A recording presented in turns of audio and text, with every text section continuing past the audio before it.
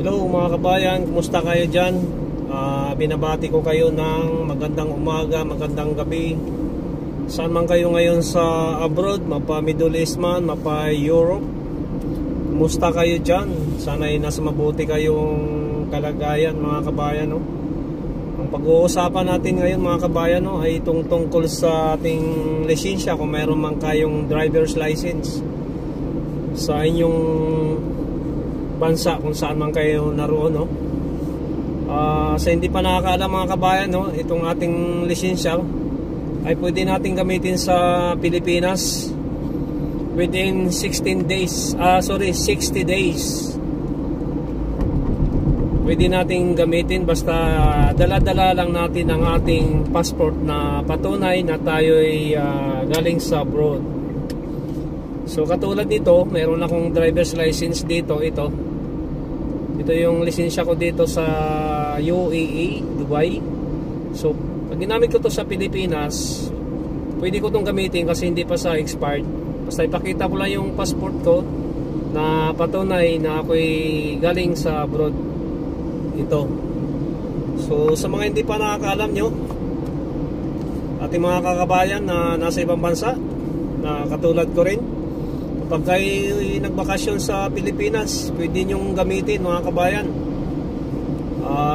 within 60 days. Yan ang binibigay sa LTO sa mga balikbayan na pwede nating gamitin. Basta yun nga lang, basta dala-dala natin ang ating passport. At importante hindi expired yun ang ating lisensya sa abroad.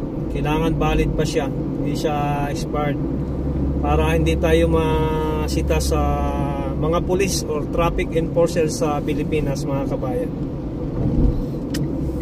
So pag tagtagal man tayo sa Pilipinas, no, halimbawa abutin tayo ng 3 months, 4 months hanggang 6 months, so pwede rin natin ipa-convert, no, ang ating lisensya sa abroad. Pwede natin ipa-convert sa lisensya sa Pilipinas para tuloy-tuloy ang paggamit natin mga kabayan.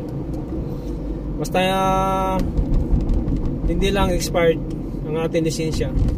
Para kung mayroon man kayong, halimbawa mayroon man kayong lisensya sa Pilipinas tapos expired na, tapos gusto niyo ipa-renew, so wag niyo nang ipa-renew yan, kasi meron naman kayo dala-dalang lisensya sa abroad.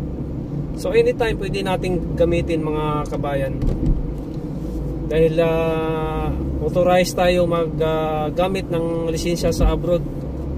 Authorized tayo sa LTO. Walang ano yan, walang huli yan, 100% mga kabayan. So yun lang mga kabayan, no? Sana nakakuha kayo ng idea or tips sa aking sinishare about driver's license. Sa mga hindi pa nakakaalam dyan, pwede natin gamitin ang ating lisensya, no, sa Pilipinas. Huwag kayong matakot na gamitin natin kasi meron tayong 60 days na na binibigay sa LTO mga kabayan. Basta wag lang expired, at importante dala-dala natin ang ating passport na patunay na galing tayo sa abroad. Okay, sana nakakuha kayo ng tulong, sana nakakuha ng tulong ang aking sinishare sa inyo pala. So maraming salamat. Sa mga hindi pa nag-subscribe sa aking channel, pa-subscribe naman ako mga kabayan. I-hit ang notification bell para update naman kayo sa iba ko pang i-upload na video, at huwag kalimutang i-share.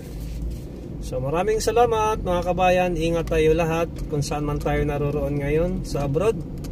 So mag-ingat po tayo lahat mga kabayan. Bye!